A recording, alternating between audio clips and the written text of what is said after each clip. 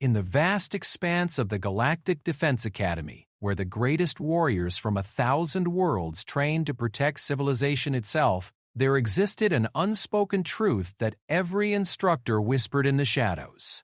Humans were considered the weakest link. Their frail bodies, short lifespans, and emotional volatility made them seem like charity cases among the towering Krathens, the lightning-fast Zephyrians, and the telepathic Mentari.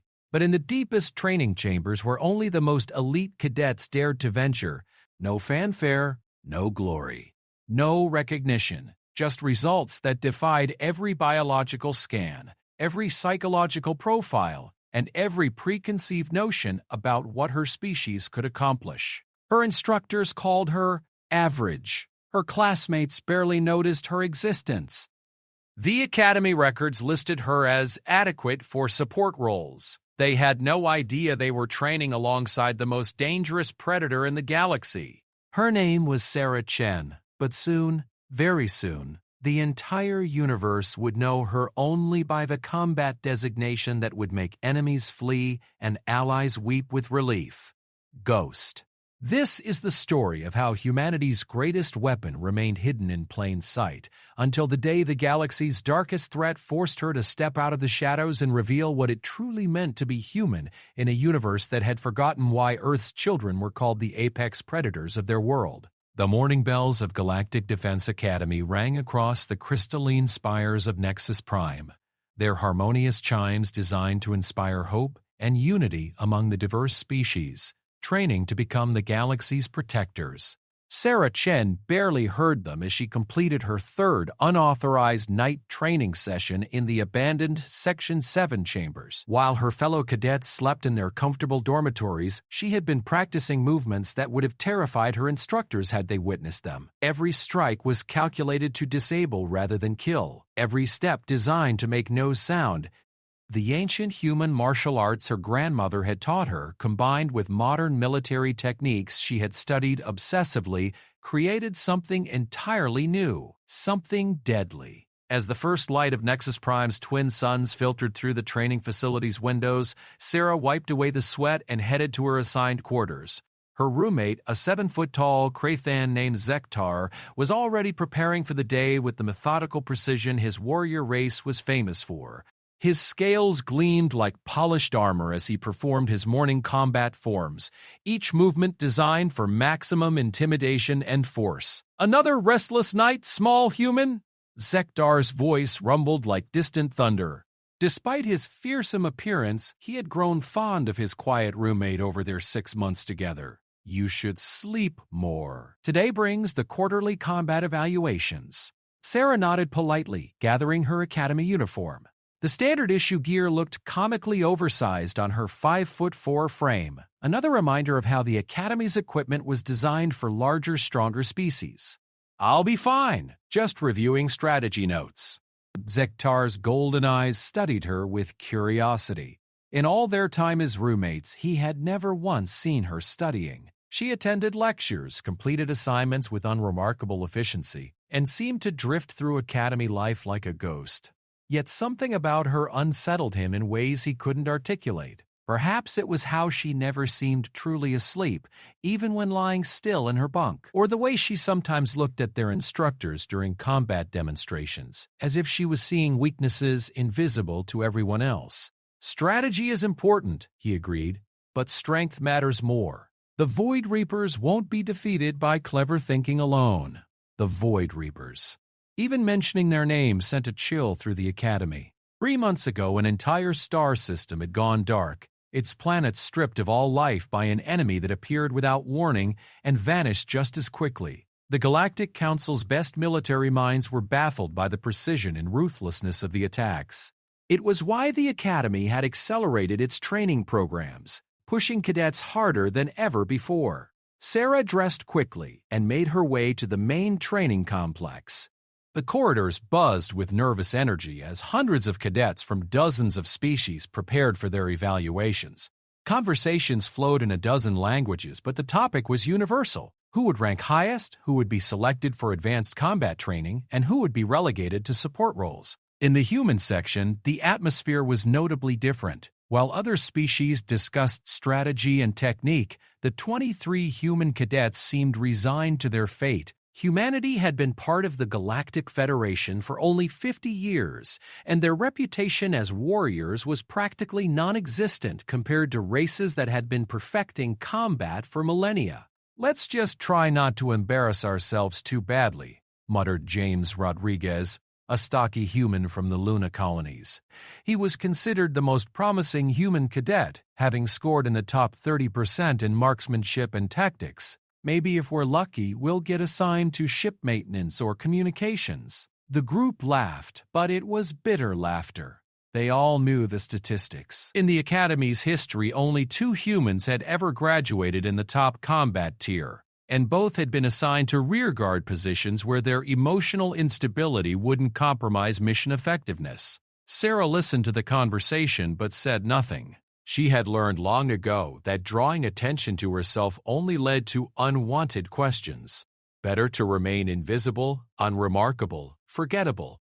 It was a skill that had served her well throughout her unusual childhood. Growing up on Earth's colony world of Haven, Sarah had been raised by her grandmother after her parents died in a transport accident. Li Wei Chen was a woman of many secrets, a former soldier who had fought in conflicts the official records claimed never happened. She had taught Sarah that true strength wasn't about being the biggest or the strongest, but about understanding when and how to strike with perfect precision. "A warrior who must announce their presence is already lost," her grandmother had said during their training sessions in the remote mountain caves of Haven. "The deadliest predator is the one no one sees coming." Those lessons had shaped everything about how Sarah approached the academy. While other cadets focused on impressive displays of power and skill, she studied their weaknesses. She memorized their patterns, their habits, their blind spots. She learned to read the micro-expressions that betrayed their intentions and the subtle body language that revealed their fears. The evaluation chambers were arranged by species, with each group facing challenges designed to test their particular strengths. The massive Krathans would demonstrate their ability to breach fortified positions with brute force. The Zephyrians would showcase their incredible speed in aerial combat scenarios. The Mentari would coordinate complex tactical operations using their telepathic abilities. The humans would face a standard obstacle course designed to test basic competency across multiple disciplines.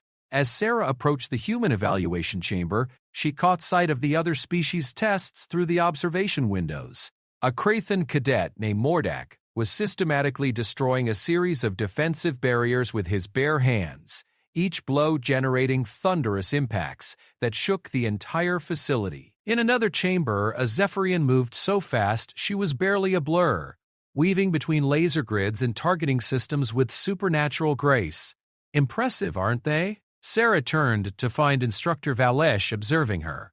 The Mentari instructor was tall and ethereal, with skin that seemed to shimmer with inner light and eyes that held depths of knowledge that came from millennia of telepathic connection to her species' collective consciousness. "Yes, ma'am," Sarah replied carefully. She had always been cautious around the Mentari, uncertain of how much their telepathic abilities could perceive. Valesh studied her with those ancient eyes. "You watch them differently than your classmates do. They see power and feel intimidated. You see something else entirely." Sarah kept her expression neutral. "I'm just observing, ma'am." "Indeed." Valish's smile was enigmatic. "Tell me, Cadet Chen, what do you see when you watch Mordak's demonstration?" Sarah glanced back at the Krathan's display of raw power. Each punch created massive craters in the reinforced barriers, but she had noticed something else. His breathing becomes irregular after the 5th strike. The 6th punch is always slightly off target because he overcompensates for the fatigue, and he favors his left side because of an old injury to his right shoulder that didn't heal properly. Valisha's eyebrows rose slightly. "Interesting observations." "And the Zephyrian?" "Zaratel has incredible speed, but she follows predictable patterns. She always moves clockwise around obstacles and takes exactly 0.7 seconds to adjust her trajectory after each direction change. Her enhanced reflexes are actually a limitation, because they don't allow for true improvisation. The Mentari instructor was silent for a long moment. And if you were tasked with defeating them in combat? Sarah hesitated. This felt like dangerous territory, but Velash's eyes seemed to compel honesty. For Mordak, I would force sustained engagement until his breathing became compromised, then target the weak points in his stance. For Zarathel, I would create unpredictable obstacles that couldn't be navigated by pattern recognition alone. Remarkable, Valesh murmured. You have been observing and analyzing your fellow cadets with the precision of a combat strategist. May I ask why? Habit, ma'am. My grandmother taught me that understanding your environment includes understanding the people in it. Valish nodded slowly. A wise grandmother. What else did she teach you? Before Sarah could answer, the announcement system crackled to life. Human cadets report to Evaluation Chamber 7 for quarterly assessment. As Sarah walked toward the chamber with her fellow humans, she was unaware that Valesh was speaking softly into her communication device. Commander Thane, I believe we may have overlooked something significant in the human contingent. I recommend you observe today's evaluations personally. Evaluation Chamber 7 was a sterile, functional space designed to test basic military competencies. The obstacle course included standard challenges, weapon proficiency, tactical problem-solving, physical conditioning, and team coordination. For the more impressive species, these evaluations were formalities. For humans, they represented the difference between advancement and assignment to support roles. The human cadets were divided into groups of 4 for the team exercises. Sarah found herself paired with James Rodriguez, a Tau Ceti colonist named Maria Santos, and a quiet Academy scholarship student called David Kim. They were a representative sample of human mediocrity by galactic standards. The first challenge was weapons proficiency. Each cadet had to demonstrate accuracy with standard Galactic Defense Force energy weapons across multiple ranges and conditions. James scored respectably, hitting 73% of his targets. Maria managed 68%. David struggled with 61%. Sarah stepped up to the firing line and surveyed the range. The targets were simple geometric shapes that appeared at random intervals and distances. The scoring system was designed to reward quick reflexes and steady aim, qualities that humans supposedly lacked compared to other species. What the designers hadn't considered was the peculiar way human predator instincts could adapt to any hunting scenario. Sarah's first shot destroyed a target that had appeared at maximum range for only 0.3 seconds. Her second and third shots came so quickly they seemed to overlap, each finding targets that other cadets hadn't even seen yet. She moved through the exercise with mechanical precision, her body position shifting microscopically to accommodate each shot while maintaining perfect balance. When the exercise ended, the scoring display showed a number that made the evaluators check their equipment twice. 97% accuracy across all targets, including several that had been classified as impossible shots for cadet-level training. Equipment malfunction, muttered one of the Krathon evaluators. Run the test again.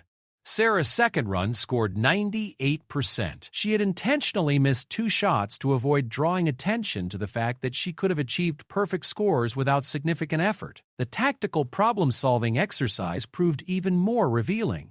The scenario involved a hostage situation with multiple variables: civilian safety, resource limitations, time pressure, and uncertain enemy capabilities. Most cadets approached it as a puzzle to be solved through logical analysis.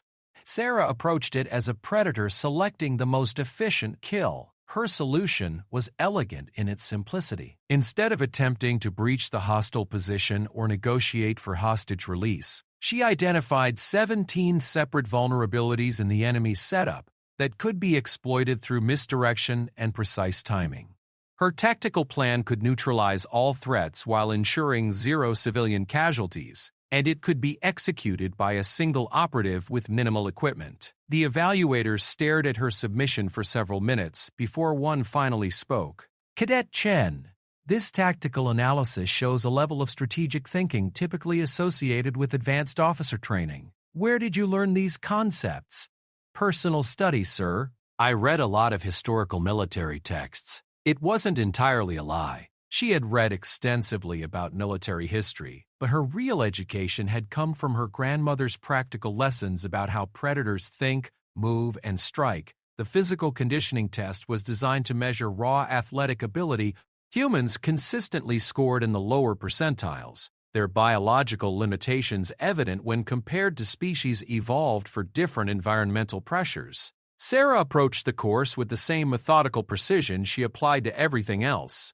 She wasn't trying to be the fastest or the strongest, she was trying to be the most efficient. While other cadets pushed themselves to their physical limits, Sarah moved through each obstacle with minimal wasted energy. She climbed walls using techniques that distributed her weight perfectly, crossed balance beams with footwork that never required course correction, and navigated the maze sections with an almost supernatural sense of direction. Her final time was unremarkable by the standards of species with superior physical capabilities, but observers who understood efficiency would have noted that she completed the course using less energy expenditure than any cadet in Academy records. The final evaluation was team coordination, where the 4-person human squad had to work together to accomplish a complex mission objective. The scenario involved infiltrating a facility, retrieving classified information, and extracting without being detected. This was where Sarah's months of observation finally paid dividends. She had watched her teammates in dozens of training exercises. She knew that James was overly aggressive and tended to rush into situations without adequate reconnaissance. Maria was methodical but lacked confidence in her own judgment. David was technically skilled but became paralyzed when forced to make decisions under pressure. In the briefing phase, Sarah quietly took control without her teammates even realizing it. She suggested approaches that played to each person's strengths while minimizing their weaknesses. She positioned herself as the scout, knowing that her ability to move undetected would be crucial for mission success. When the exercise began, the human team moved through the scenario like a precision instrument. James's aggressive tendencies were channeled into perfect timing for creating diversions. Maria's methodical nature was utilized for technical problem-solving and system infiltration. David's skills were deployed for communication and equipment management, and Sarah moved through the facility like she wasn't there at all. She bypassed security systems that should have detected her, navigated sensor grids that should have been impossible to penetrate, and gathered intelligence with the efficiency of someone who had been doing this type of work for years rather than months. The human team completed their mission objective in record time with 0 detection alerts. When they emerged from the simulation chamber, they were all slightly stunned by their own success. "How did we do that?" David whispered. "We worked as a team," Sarah replied quietly. "We played to our strengths." But in the observation booth overlooking the evaluation chambers, a very different conversation was taking place. Commander Thane, the Academy's Crathen director, watched the mission replay for the 3rd time. "Run the sensor analysis again." The technical staff complied, their instruments scanning every second of the human team's infiltration. The results were consistent and impossible. The lead technician reported, "The sensors show 3 heat signatures during the entire mission.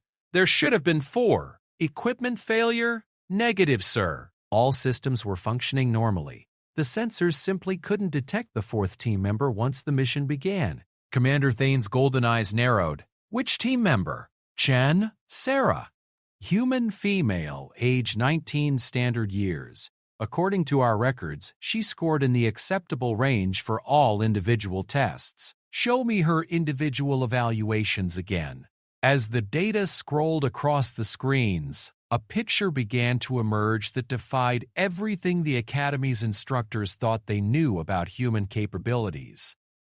Sarah Chen's performance was consistently just good enough to avoid attention, but the analysis revealed something far more troubling. She wasn't performing to her limits. She was performing to expectations. "Valish was right," Commander Thane murmured. "We have overlooked something significant." In the aftermath of the evaluations, the human cadets gathered in their common area to discuss their performance. The general mood was optimistic. For once, they hadn't embarrassed themselves, and James's team had actually performed exceptionally well. "I still can't believe we pulled that off," Maria said, reviewing her mission notes. "Sarah, that approach you suggested for bypassing the central security hub was brilliant. Where did you learn infiltration techniques?" Sarah shrugged. "Just seemed like the logical approach." But James was studying her with a thoughtful expression. "You know, now that I think about it, you always seem to know exactly what to do in these exercises. It's like you've done this before. We've all done similar training scenarios." "No, it's different. You move through these missions like—" He paused, searching for the right words. "Like you're not really a cadet at all." The common room fell silent. Sarah felt the weight of their attention and knew she had to deflect it carefully. "I just pay attention during briefings," she said. "Most of these scenarios have predictable patterns once you understand the objectives."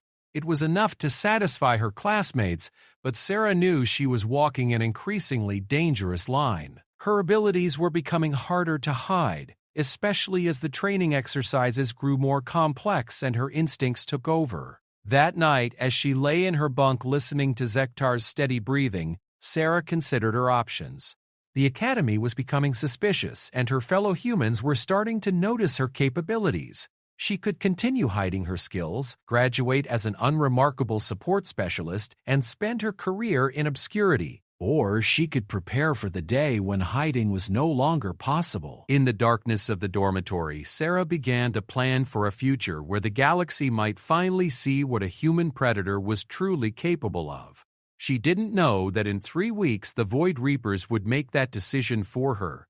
The emergency alarms would sound at 0347 hours, and Sarah Chen would step out of the shadows to become something the universe had never seen before. A human showing exactly why Earth had produced the most dangerous species in the galaxy. The Academy would never be the same. 3 weeks after the quarterly evaluations, Sarah had settled into a new routine that carefully balanced maintaining her facade with preparing for inevitable discovery. Her nights were spent in increasingly complex training scenarios in the abandoned sections of the Academy, while her days continued the charade of being an adequate but unremarkable human cadet. The morning of what would later be called the Nexus Prime incident, Sarah completed her unauthorized pre-dawn training session, practiced the breathing techniques her grandmother had taught her for maintaining emotional equilibrium, and returned to her dormitory before Zektar's morning alarm sounded. But something felt different as she moved through the Academy corridors. Her predator instincts, honed by years of her grandmother's training and months of careful observation, detected subtle changes in the normal rhythm of Academy life. Conversations were more hushed than usual. Instructors moved with increased urgency. The ambient stress levels of everyone around her had elevated significantly. In advanced tactical theory, Professor Kethvar, a distinguished Mentari strategist, deviated from his planned curriculum. Instead of analyzing historical battle formations, he presented a case study that made Sarah's blood run cold. "The Helix Nebula incident occurred 6 days ago," Professor Kethvar began, his telepathic abilities allowing him to project images directly into the minds of his students. A mining colony of 12,000 inhabitants simply vanished. No distress signals, no evidence of struggle, no trace of the population. The only clue was a message left in the central communications array. The message appeared in the minds of the students, written in a script that seemed to crawl and writhe. "Your resistance feeds our hunger. Continue struggling." Sarah felt a chill that had nothing to do with the Academy's climate control system. The Void Reapers were no longer content to strike at isolated systems. They were moving closer to the galactic core, and their methods were becoming more sophisticated. Intelligence reports suggest the enemy possesses stealth technology beyond our current understanding, Professor Kethvar continued. "They appear without warning, accomplish their objectives with surgical precision, and disappear before defense forces can respond. Traditional military doctrine has proven ineffective against this threat." A Krathan cadet raised his massive hand. "Professor, what defensive strategies are being developed to counter this threat?" "That is precisely the problem, Cadet Mordak.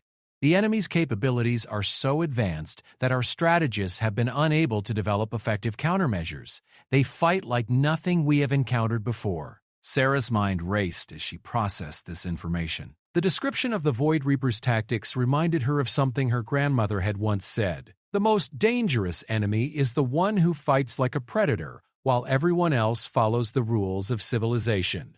After class, Sarah made her way to the Academy's restricted archives. Her security clearance as a cadet was limited, but months of observation had taught her the patrol patterns of the automated security systems and the blind spots in the surveillance network.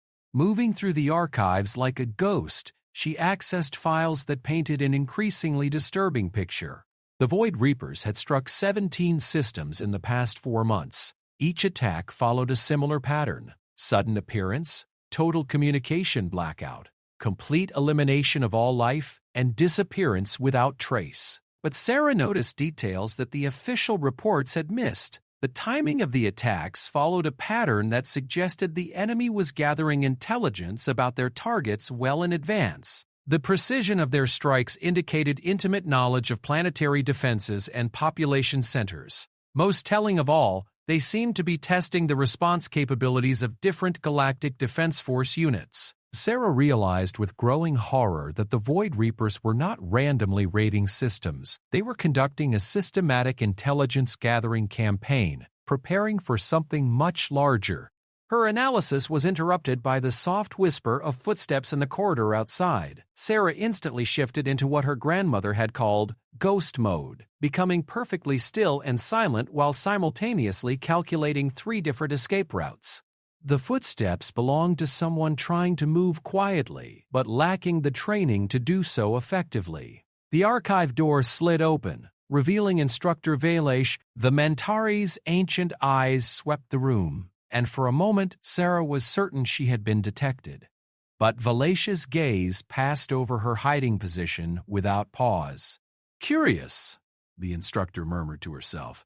"I sense a presence, but the room appears empty." Sarah remained motionless as Valesh moved through the archives, clearly searching for something specific. The Mentari instructor accessed the same files Sarah had been reviewing, her telepathic abilities allowing her to process information far more quickly than physical reading. "The pattern is becoming clear," Valesh spoke softly, apparently unaware she was being observed. "They are not raiders. They are scouts, preparing for invasion. And they have been studying us far longer than we realized." Valesh spent 20 minutes reviewing classified intelligence reports before leaving the archives. Sarah waited another 10 minutes before emerging from her hiding position, her mind racing with the implications of what she had overheard. The Void Reapers were planning an invasion. The Academy, with its concentration of the galaxy's future military leaders, would be a prime target. And based on their demonstrated capabilities, traditional defenses would be useless. Sarah returned to her dormitory with careful casualness, but her mind was already shifting into the tactical mode her grandmother had drilled into her. If the Academy was going to be attacked, she needed to be prepared. More importantly, she needed to decide whether continuing to hide her abilities was worth the potential cost in lives. That decision was made for her at 0347 hours when the emergency alarms began screaming through the Academy complex. With Trust Teddy, Sarah was instantly awake and alert, her predator instincts flooding her system with controlled adrenaline. Beside her, Zektar was also rising, his Krathan warrior reflexes bringing him to full combat readiness with impressive speed. "What is the nature of the emergency?" Zektar asked, activating his personal communication device. The response came through Academy-wide broadcast speakers. "This is not a drill. Unidentified hostile forces have breached the Nexus Prime defense perimeter. All cadets report to designated emergency stations immediately." Through their dormitory window, Sarah could see the night sky above Nexus Prime flickering with unnatural lights. Ships were materializing out of what appeared to be empty space, their hull configurations unlike anything in the galactic database. The Void Reapers had come to the Academy. As alarms continued wailing, Sarah made a decision that would change the course of the war and reveal to the galaxy what it truly meant to be human. Sektar, she said quietly, do exactly what I tell you when I tell you, without question. The massive Krathen turned to look at his small roommate, and something in her voice made his scales ripple with instinctive recognition of a superior predator.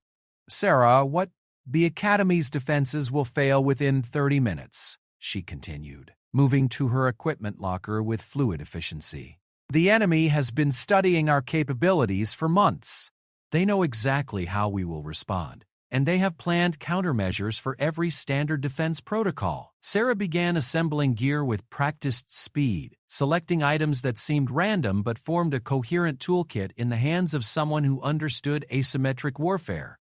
They expect us to respond like a military academy. They expect organization, hierarchy, predictable tactics. How could you possibly know? Because I have been watching and thinking and preparing. Sarah's voice carried an authority that seemed impossible from someone so small and young. They fight like predators, but they have forgotten that humans are predators too. The difference is that we learned to hunt things that could think. The lights went out as the Academy's main power grid was severed by the attacking force. Emergency lighting cast everything in hellish red shadows, and the sound of distant explosions began echoing through the complex. Sarah, Sektar said slowly, who are you really?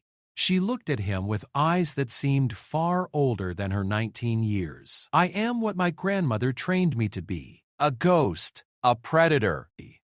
A weapon that hides among sheep until the wolves come. The dormitory building shuddered as something massive impacted nearby. Through the window, Sarah could see Void Reaper troops advancing through the Academy grounds with terrifying efficiency. They moved like a coordinated hive mind, each unit perfectly positioned to support the others while eliminating any possibility of organized resistance. They are very good, Sarah observed with professional detachment, but they have made one crucial mistake. What mistake? They have never fought a human who was not pretending to be something else. Sarah activated her personal communicator and accessed the Academy's emergency command frequency. The channel was chaos, with instructors and senior cadets trying to coordinate a defense against an enemy that seemed to anticipate every move. All units, this is Commander Thane. The Krathon director's voice cut through the confusion. Fall back to secondary defensive positions. Repeat, all units fall back to. The transmission cut off as another explosion shook the building.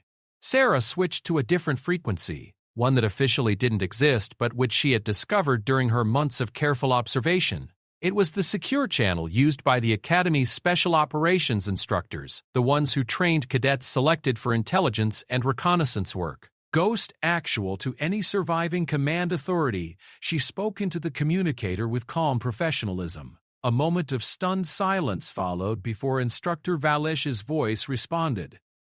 Who is this? How did you access this frequency? Instructor Valesh, this is Cadet Sarah Chen. I have tactical intelligence regarding the enemy force and a plan for neutralizing their advantage. Cadet Chen? Valesh's telepathic abilities were clearly struggling to reconcile the voice she was hearing with the unremarkable human student she remembered. How do you... Ma'am, I need you to listen carefully. The Void Reapers have been studying our defensive protocols for months. Every standard response we make will be anticipated and countered. But I have been studying them as well, and I have identified 17 critical vulnerabilities in their attack pattern. Another explosion, closer this time. Through the window, Sarah could see Void Reaper assault troops systematically working their way through the Academy complex.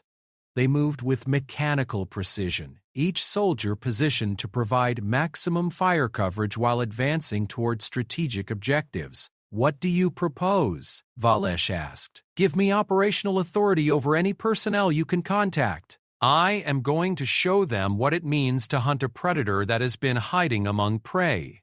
Cadet Chen, you are 19 years old with no combat experience. Ma'am, Sarah interrupted, her voice carrying an edge of controlled lethality that made Sektar step backward involuntarily. I have been preparing for this moment my entire life, and the enemy is about to learn why humans were the apex predators of their homeworld long before we reached the stars. Valesh was silent for several seconds. In the background, Sarah could hear the sound of fighting getting closer to the command positions. "What do you need?" Valish finally asked. "Access to the Academy's maintenance tunnels, the security override codes for all automated systems, and every cadet or instructor you can reach who is willing to follow orders without asking questions. Done. Transmitting access codes now." Sarah's communicator beeped as the information downloaded. She turned to Zektar, who was watching her with a mixture of awe and concern. "Now comes the interesting part," she said, moving toward the door with predatory grace. "I am going to become something the Void Reapers have never encountered before." "What is that?" Sarah's smile was sharp and cold, revealing for the first time the deadly nature that had been hidden beneath months of careful mediocrity. "A human who has stopped pretending to be weak." As they left the dormitory, Sarah began implementing a plan that would turn the Academy from a target into a trap. The Void Reapers had studied galactic military doctrine and prepared countermeasures for every known tactical approach. But they had never faced an enemy who fought like the predators that had once stalked the African savanna, patient and intelligent, capable of turning any environment into a hunting ground. The transformation of Sarah Chen from unremarkable cadet to lethal operative began in the maintenance tunnels beneath the Academy, where she moved through darkness like a creature born to it. Behind her, Zektar followed with growing amazement as he watched his small roommate become something that defied every assumption about human capabilities. Above them, the Void Reapers continued their systematic assault, confident in their technological superiority and tactical precision. They had no idea they were about to become the hunted.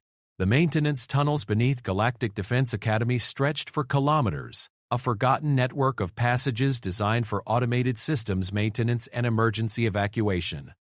Sarah moved through them with the fluid grace of someone who had mapped every inch during her months of unauthorized exploration, while behind her, Zektar struggled to match her silent progress despite his superior physical capabilities. "How do you know these tunnels so well?" the Krathan whispered as they navigated a particularly narrow section. "I have been preparing," Sarah replied quietly, her attention focused on the tactical data flowing through her communicator. Valesh was coordinating survivors throughout the Academy complex, and the picture emerging was grim. The Void Reapers had struck with overwhelming force and precision, targeting communication hubs, defensive positions, and command centers with surgical accuracy. Through her earpiece, Sarah listened to the reports of desperate fighting in the main Academy complex. The enemy troops moved like a perfect machine, each unit coordinated with inhuman precision to eliminate resistance while suffering minimal casualties. Traditional military doctrine was proving utterly inadequate against their overwhelming technological advantage.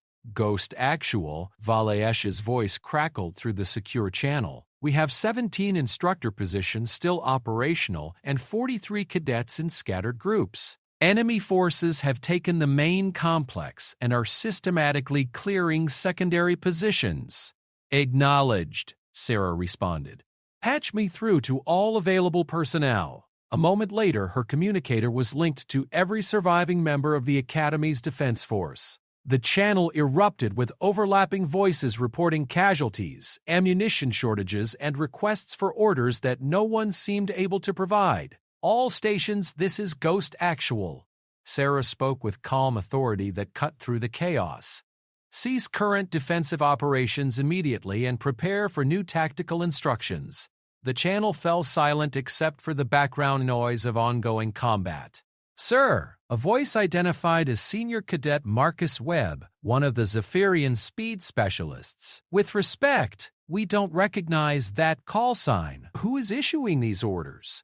Sarah checked her location against the tunnel schematics downloaded to her communicator. She was approaching Access Point 7, which would put her directly beneath the Academy's central communications array. "My identity is irrelevant," she replied. "What matters is that I have tactical intelligence the enemy cannot predict and a plan to neutralize their advantage. You can follow my orders and survive, or continue with current tactics and die within the next 20 minutes. "That's a bold claim for someone hiding in the tunnels," Webb responded, with typical Zephyrian arrogance. Sarah reached access point 7 and began the delicate process of bypassing the security locks. Her fingers moved with practiced precision, implementing techniques her grandmother had taught her for gaining access to restricted systems. "Senior Cadet Webb," she said as the access panel responded to her manipulation, "you are currently positioned in Building C, Level 3, Conference Room 7 with 12 other cadets. You have been there for 14 minutes and you believe you are hidden from enemy detection. Silence on the channel. In approximately 3 minutes, Void Reaper assault teams will breach your position from 2 directions simultaneously, through the main entrance and through the ventilation shaft directly above your current location. Teddy, your energy weapons will prove ineffective against their personal shielding, and your position offers no secondary escape routes. How could you possibly know? Because I have been watching and learning while everyone else was trying to fight an enemy that is already adapted to every move you can make." Sarah completed the access sequence and began climbing toward the communications array. "The question is whether you trust my analysis enough to act on it." Through the channel, Sarah could hear the sound of movement as Webb's unit repositioned themselves. 30 seconds later, his voice returned with a new tone of respect and concern. "Ghost Actual, we can hear enemy movement in the ventilation system above us, exactly as you predicted." "How did you know?" "Because predators follow patterns, and I have been studying theirs." Sarah reached the communications level and began moving toward her target with renewed urgency. "All units, listen carefully. The enemy's strength comes from their ability to predict and counter our responses. But they have adapted to fight against military doctrine, not asymmetric warfare." Sarah reached the main communications array and began implementing the first phase of her plan.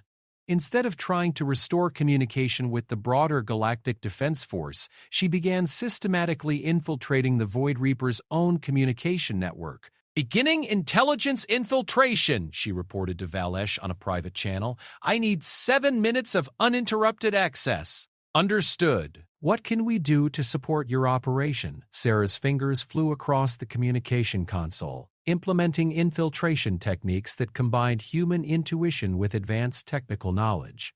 "I need you to coordinate 3 simultaneous actions across different sections of the Academy. The enemy will interpret these as desperate defensive measures, but they will actually be positioning our forces for a coordinated counterattack."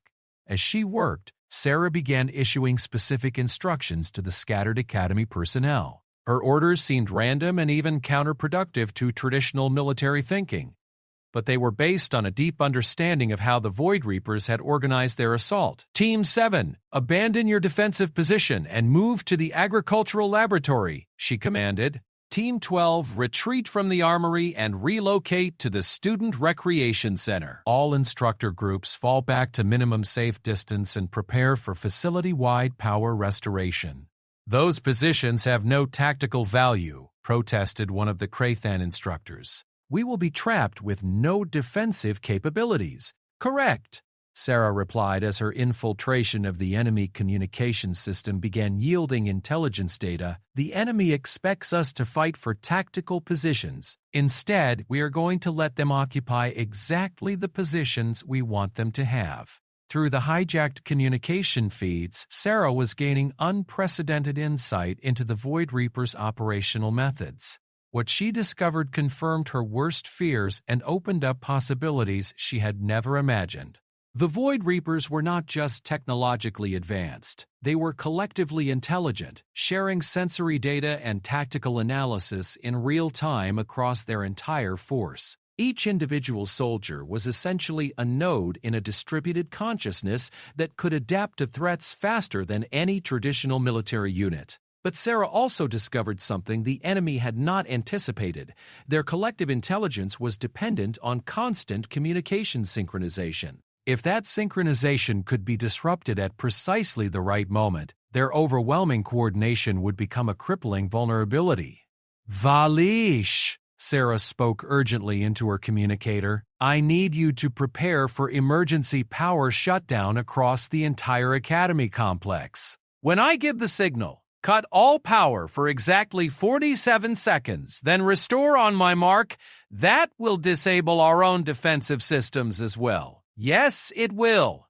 But it will do something far more important to the enemy. Sarah completed her infiltration and began downloading critical intelligence about the Void Reaper's command structure. I am uploading tactical data to all units now. Study it carefully. In 6 minutes, we are going to show the galaxy what humans can do when we stop pretending to fight fair. The data Sarah had acquired revealed the locations of every Void Reaper unit, their movement patterns, and most crucially, the position of their command node. The information flowed to every surviving Academy defender, creating a real-time tactical picture that reversed their previous disadvantage.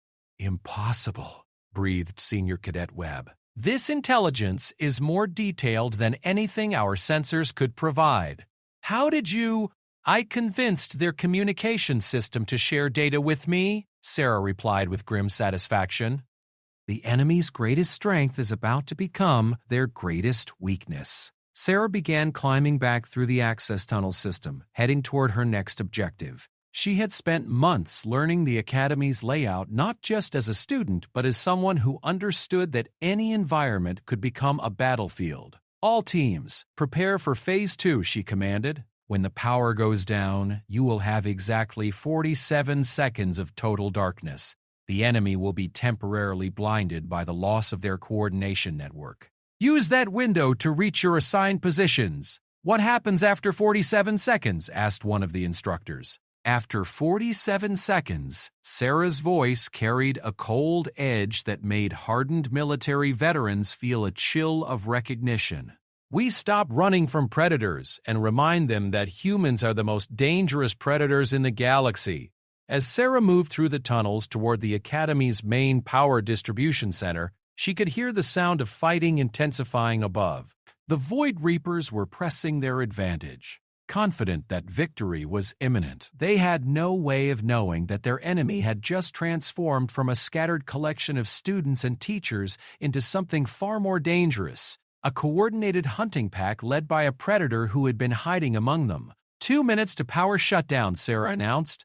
All units confirm ready status. One by one, the scattered Academy defenders reported their positions. They had followed Sarah's seemingly impossible instructions, abandoning defensible positions to occupy seemingly random locations throughout the complex. To any outside observer, it would appear that the Academy's defense had collapsed into complete chaos. Ghost Actual Valesh's voice carried a note of concern. Our positions appear completely indefensible. If this plan fails, Instructor Valesh, Sarah interrupted as she reached the power distribution center. In 30 seconds, I am going to demonstrate why my species conquered an entire planet before we developed spaceflight. Sarah began the final preparations for her plan, her hands moving with the precision of someone who had rehearsed every movement countless times. The techniques her grandmother had taught her were about to be tested in the crucible of actual combat against an enemy that represented the pinnacle of galactic military technology. 30 seconds to Phase 3, she announced. Remember, the enemy sees us as weak because we are small, emotional, and unpredictable. They have adapted their tactics to counter strength, organization, and logical thinking. Sarah reached the main power control station and prepared to implement the most crucial element of her strategy. Everything depended on precise timing and the willingness of Academy personnel to trust a 19-year-old human cadet with their lives. 10 seconds, she announced. After the power comes back on, the Void Reapers will discover what it means to be hunted by something that thinks. 5 seconds. 4, 3, 2, 1. Sarah initiated the Academy-wide power shutdown, plunging the entire complex into absolute darkness. In that moment of blindness, 43 cadets and 17 instructors began moving toward positions that would transform them from hunted prey into something the Void Reapers had never encountered, a pack of human predators operating in perfect coordination. When the lights came back on 47 seconds later, the battle for Nexus Prime would begin in earnest, and the galaxy would witness the emergence of a legend that would be whispered in fear and awe for generations to come. The legend of Ghost, the human who taught the universe that sometimes the smallest predator is the most dangerous of all. Darkness fell across the Galactic Defense Academy like a shroud, transforming the familiar corridors and training chambers into an alien landscape where every sound carried deadly significance. In those 47 seconds of absolute blackness, the nature of the conflict fundamentally changed. The Void Reapers, suddenly cut off from their collective intelligence network, experienced something none of them had ever encountered before: individual consciousness. For creatures who had shared thoughts and perceptions across their entire force, the isolation was more disorienting than physical blindness. Meanwhile, 60 Academy personnel moved through the darkness with the controlled precision of a choreographed dance. Sarah's intelligence had positioned each person exactly where they needed to be to implement a strategy that turned the Academy's physical layout into a massive trap. When the lights returned, the battle began in earnest. "Execute," Sarah's voice whispered across the communication network. What followed defied every principle of military doctrine the Void Reapers had studied and adapted to counter. Instead of attempting to hold defensive positions or mounting organized counterattacks, the Academy personnel began implementing something that looked like chaos but was actually the most sophisticated ambush strategy ever deployed against a technologically superior force. In the agricultural laboratory, Senior Cadet Webb and his team triggered a cascade failure in the atmospheric processors, creating a dense fog of nutrient-rich vapor that interfered with the Void Reapers' advanced sensors. The enemy soldiers found themselves operating blind in an environment where their technological advantages were neutralized. 2 corridors away, a mixed group of Krathan and human cadets used the Student Recreation Center's variable gravitational fields. Void Reaper assault troops, adapted for standard planetary conditions, found themselves struggling to maintain formation in an environment that shifted between crushing weight and zero gravity without warning. Phase 1 complete, reported Instructor Valesh from her position coordinating the complex operation. All teams report successful position establishment. Sarah, meanwhile, had reached her primary objective, the Academy's Central Tactical Center. The facility was heavily defended by Void Reaper technicians working to maintain their communication network, but Sarah approached the problem with techniques no galactic military manual had ever contemplated. Instead of attempting a direct assault, she began systematically destabilizing the building's structural integrity using maintenance access points and utility systems. Her grandmother's lessons about patience and precision guided her as she turned the Academy's own infrastructure into a weapon. "Ghost actual to all teams," she transmitted as she initiated a controlled collapse of the Tactical Center's Western support structure. Beginning Phase 2. All personnel implement Hunter protocols. Hunter protocols were something Sarah had developed during her months of observation, based on the pack hunting strategies her grandmother had taught her about Earth's apex predators. Instead of fighting as individual soldiers, the Academy personnel began operating as a coordinated hunting pack, with Sarah as the alpha predator directing their movements. The results were devastating. The Void Reapers, despite their technological superiority, found themselves facing an enemy that operated according to principles they had never encountered. Every time they adapted to one threat, another emerged from a completely unexpected direction. Their collective intelligence, when it functioned, was optimized for countering organized military responses, not the fluid, intuitive tactics of pack hunters.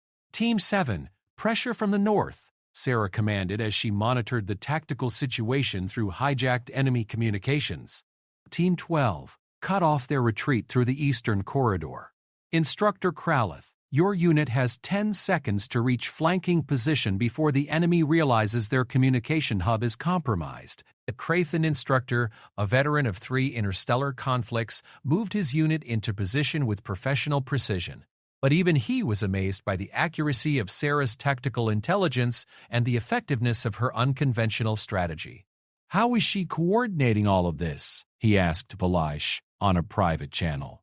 "I believe," the Mentari instructor replied as she watched Sarah's plan unfold with mathematical precision. "We are witnessing something unprecedented in galactic military history. She is not commanding this battle. She is hunting." The distinction was crucial. While the Void Reapers had adapted to counter every known form of military strategy, they had never faced an enemy that operated like an intelligent predator. Sarah's tactics were based on instinct, intuition, and the kind of adaptive intelligence that had allowed early humans to hunt creatures far larger and stronger than themselves. Phase 2 of her plan focused on eliminating the Void Reapers' communication advantage. Instead of trying to destroy their technology directly, Sarah systematically created conditions that made their advanced coordination systems counterproductive. She forced them to operate in environments where their shared consciousness became a liability rather than an asset. "Communication interference is working," reported David Kim, the quiet scholarship student who had proven surprisingly effective at technical sabotage. "Enemy units are beginning to operate independently rather than as a collective." "Excellent," Sarah replied as she prepared to implement the most audacious element of her strategy. Beginning Phase 3. All teams prepare for Alpha Strike. Phase 3 required Sarah to personally infiltrate the Void Reapers' command position and neutralize their field commander. It was a task that should have been impossible for a single cadet against an enemy force that had conquered 17 star systems. But Sarah was no longer pretending to be a normal cadet. Moving through the Academy complex like a creature born to darkness, she avoided Void Reaper patrols with supernatural grace. Her grandmother's training had taught her to move without sound, to breathe without creating thermal signatures, and to strike without warning. These skills, refined by months of practice in the Academy's forgotten spaces, now served her against an enemy that had never faced a human operating at full Predator capacity. The Void Reaper's command post was located in the Academy's main administration building, heavily defended by their most elite soldiers. Sarah approached it using maintenance shafts and utility corridors, mapping the enemy positions with the patient precision of a stalking predator. "Ghost actual in position for Alpha Strike," she whispered into her communicator. "All teams prepare for final phase on my signal." Through the ventilation system, Sarah could observe the Void Reaper commander coordinating the attack. The creature was larger than its subordinates, with additional cybernetic enhancements that appeared to be command and control interfaces. It was surrounded by 6 elite guards, each equipped with weapons that could level building-sized targets. Against conventional tactics, the position was impregnable. But Sarah was not planning a conventional assault. Instead, she began implementing a strategy her grandmother had called killing the pack leader. By eliminating the alpha predator, the rest of the pack could be thrown into chaos long enough for the hunting party to escape or counterattack. Sarah spent 12 minutes in the ventilation shaft above the command post, studying the movements and patterns of every enemy soldier. She memorized their positions, their equipment configurations, and most importantly, their attention cycles. When she finally moved, it was with the precision of a predator that had planned every detail of the kill. The first guard never knew what hit him. Sarah dropped from the ventilation shaft directly onto his position, her momentum driving a maintenance tool through the weak point in his armor with surgical precision. She rolled away from his falling body, already targeting the second guard before the first had hit the ground. The second and third guards fell to attacks that exploited weaknesses in their equipment that Sarah had identified during her intelligence gathering. The fourth guard managed to raise an alarm before Sarah's strike severed his spinal column with mechanical efficiency. By the time the remaining guards and the command staff realized they were under attack, Sarah had already positioned herself for the final phase of her assault. The Void Reaper commander turned toward her with inhuman speed, weapon systems activating with lethal intent. "You are the anomaly." The creature spoke in perfect galactic standard, its voice carrying harmonics that suggested artificial vocal enhancement. The intelligence reports indicated no significant threat from human personnel. Sarah stood in the center of the command post, surrounded by enemies with vastly superior technology and physical capabilities. She should have been terrified. Instead, she felt the cold calm that her grandmother had taught her was the mark of a true predator. "Your intelligence was correct," she replied quietly. Humans are not a significant threat. The Void Reaper commander's weapon systems began targeting her for elimination. Then explain how you have neutralized 73% of our assault force. Sarah's smile was sharp and cold, revealing for the first time the deadly nature that had been hidden beneath months of careful mediocrity. Because I am not human! I am what humans become when we stop pretending to be civilized. The final confrontation lasted exactly 13 seconds. When it ended, the Void Reaper commander lay motionless on the floor of the command post, its advanced technology useless against an enemy that had fought with the intelligence of a sapient being and the ruthlessness of a natural predator. Alpha strike complete, Sarah transmitted to her coordinated force. Command structure neutralized. All teams implement final phase.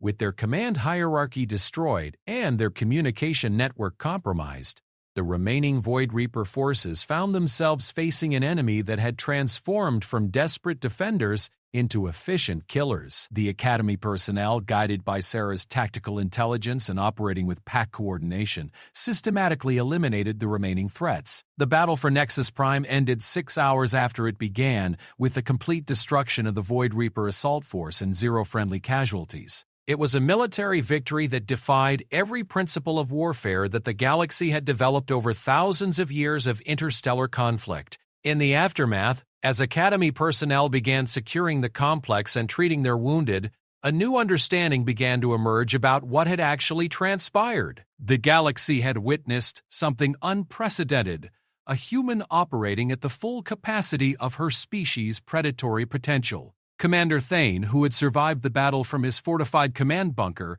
stood among the wreckage of the Void Reaper force with a mixture of awe and concern. "Valish," he said to the Mentari instructor, "what exactly did we just witness?" Valish was studying the tactical recordings of the battle, her telepathic abilities allowing her to process the complex data streams with supernatural speed. "I believe, Commander, we have just seen why humans were able to conquer an entire planet despite being individually weaker than most of its predatory species. And what is that? Intelligence combined with absolute ruthlessness.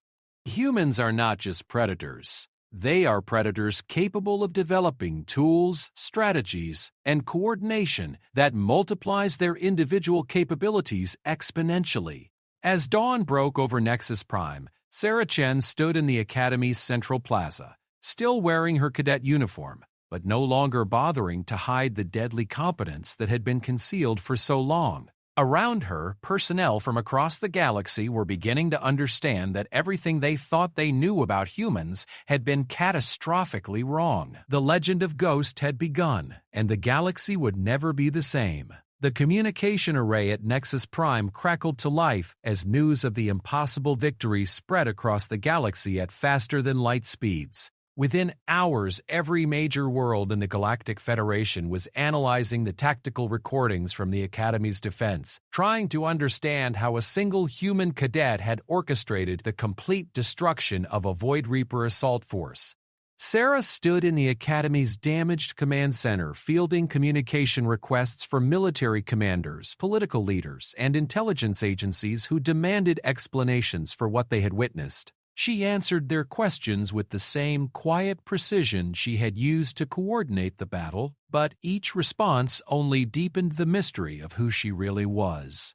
Cadet Chen, Admiral Vexstar of the Galactic Defense Force, spoke through the communication link with the authority of someone accustomed to absolute obedience. "You will report to GDF Command immediately for debriefing and strategic analysis." "With respect, Admiral," Sarah replied calmly, "I have obligations to complete here at the Academy." The silence that followed carried the weight of disbelief. Junior cadets did not decline orders from fleet admirals, particularly not with the casual authority Sarah had just displayed. "Cadet Chen," Admiral Vexstar's voice carried a dangerous edge, "you seem to misunderstand the nature of my request." "No, Admiral, I understand perfectly. You want to study me, analyze my methods, and attempt to replicate them across your military forces." Sarah's voice remained perfectly composed. "But you fundamentally misunderstand what happened here." Commander Thane, standing beside the communication console, gestured for Sarah to be careful. Defying a fleet admiral was a career-ending mistake that could result in court-martial and imprisonment. "Then explain it to me," Admiral Vexstar demanded. Sarah looked around the command center at the faces of instructors and cadets who had fought alongside her. These beings from across the galaxy had experienced something unprecedented, and she could see in their eyes the dawning realization that everything they thought they knew about warfare had just changed forever. What happened here was not a new military technique that can be taught in academies or implemented by conventional forces, Sarah explained. What happened was that a human stopped pretending to be something she was not. The communication link carried her words to command centers across the galaxy, where military strategists and political leaders struggled to understand the implications. "Admiral, the Void Reapers have been studying galactic military doctrine for months, possibly years. They adapted their technology and tactics to counter every strategy in our databases. They were prepared for organized resistance, superior firepower, advanced coordination, and tactical innovation."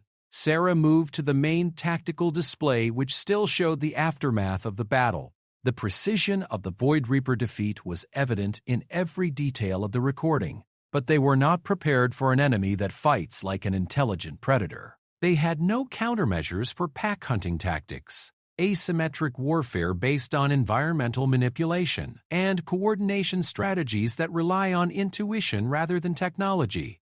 Admiral Vexstar's voice carried a note of frustration. "These sound like theoretical concepts. How do we implement them across our military forces?" "You cannot," Sarah replied simply. "What I did here cannot be replicated by training programs or tactical manuals. It requires a fundamental understanding of predatory behavior that most civilized species have abandoned." The implications of her statement rippled through the communication network. If Sarah was correct, then the galaxy's most devastating military defeat had been achieved through methods that could not be mass-produced or standardized. Cadet Chen, a new voice, joined the conversation, identified as Defense Minister Kelthan of the Galactic Council. "Are you suggesting that humans possess unique military capabilities that other species lack?" Sarah considered the question carefully before responding. The truth was complex and potentially dangerous, but the events at Nexus Prime had made concealment impossible. "Minister, humans evolved as persistence hunters on a world where survival required the ability to track, outsmart, and kill prey that was larger, faster, and stronger. Then we were... Every aspect of our physiology, psychology, and social structure was shaped by millions of years of predatory evolution." She paused, allowing the implications to register across the communication network. "Most species in the galaxy evolved as prey animals or social creatures that developed technology to overcome physical limitations. Humans developed technology to become more efficient predators. The difference is fundamental and cannot be trained away." The silence that followed was heavy with understanding and concern. If Sarah was correct, then humanity represented something unprecedented in galactic civilization, a species of natural-born predators with the intelligence to develop advanced technology. However, Sarah continued, "The Void Reapers made a crucial mistake in their intelligence gathering. They studied humanity as it appears in galactic society, civilized, cooperative, and apparently weak. They never encountered humans operating at their full predatory potential." Commander Thane cleared his throat nervously. "Cadet Chen, you are suggesting that humans have been concealing their true capabilities?" "Not concealing, Commander. Suppressing. Civilization requires that predatory instincts be channeled into productive activities rather than destructive ones. Most humans go their entire lives without ever accessing the capabilities that evolution gave them." Sarah moved to the window overlooking the Academy grounds, where maintenance crews were clearing away the wreckage of the Void Reaper assault force. The precision of their defeat was evident in every piece of destroyed equipment. "My grandmother was different. She understood that suppressing predatory instincts entirely was dangerous because it meant being helpless when those instincts became necessary for survival. She taught me to access and control those capabilities while remaining civilized And now? Admiral Vexstar asked. Now the galaxy knows that humans are capable of far more than anyone suspected. The question is, what we do with that knowledge. Over the next several hours, as reports continued flowing in from across the galaxy, a larger picture began to emerge. The Void Reapers had not limited their activities to the systems they had openly attacked. Deep space monitoring stations had detected evidence of reconnaissance operations throughout the galaxy, suggesting that the attack on Nexus Prime was part of a much larger invasion plan. They were gathering intelligence for a coordinated assault on every major military installation simultaneously. Valesh reported as she analyzed the captured data from the enemy communication network. The attack pattern suggests they plan to eliminate galactic defensive capabilities within a 72-hour period. The implications were staggering. The Void Reapers had come closer to complete victory than anyone had realized, stopped only by the unexpected intervention of a single human who had refused to conform to their intelligence projections. "Sarah," Commander Thane said quietly, "you may have saved galactic civilization." "No, Commander. I delayed its conquest. The Void Reapers will adapt their tactics based on what happened here. Next time, they will be prepared for human capabilities." Sarah turned from the window to face the assembled officers and instructors. But they made one mistake that will prove fatal to their invasion plans, which is, they revealed themselves to humanity before humans revealed themselves to them. Now we know they exist, we know their capabilities, and most importantly, we know they can be defeated. Admiral Vexstar's voice cut through the discussion with military authority. "Cadet Chen, regardless of your achievements here, the Galactic Defense Force requires your immediate cooperation in developing countermeasures against the Void Reaper threat." Admiral Sarah replied with quiet finality, "I am no longer Cadet Chen." The declaration sent a chill through everyone present. Sarah had just formally abandoned her identity as a student and, by implication, her position within the established galactic order. "Then who are you?" Admiral Vexstar demanded. Sarah's smile was sharp and cold, revealing the predatory nature that would haunt enemy nightmares for generations to come. "I am Ghost, and I am going to teach the Void Reapers what it means to be hunted by something that thinks." The communication array fell silent as the implications of her statement registered across the galaxy. The quiet human cadet who had hidden among her classmates for months had just declared war on the most dangerous enemy galactic civilization had ever faced. But more than that, she had revealed to the universe that humans were not the weak, emotional creatures everyone had believed them to be. They were apex predators who had learned to use their intelligence to become the most dangerous hunters in the galaxy. As news of the Nexus Prime victory spread, human colonies throughout the galaxy began reporting unusual activities. Humans who had lived quiet, civilized lives for decades were suddenly displaying capabilities that defied explanation. Combat veterans who had been considered adequate soldiers began demonstrating tactical brilliance that amazed their alien commanding officers. Scientists and engineers started developing weapons and strategies with an innovative ruthlessness that made their colleagues deeply uncomfortable. Humanity was awakening to its true nature, and the galaxy would never be the same. In the depths of space, monitoring stations detected new signatures moving through the void. The Void Reapers were regrouping, adapting their tactics based on their defeat at Nexus Prime, but they were no longer facing a galaxy of complacent civilizations protected by predictable military doctrines. They were now facing an aroused humanity, led by a predator who had tasted victory and found it satisfying.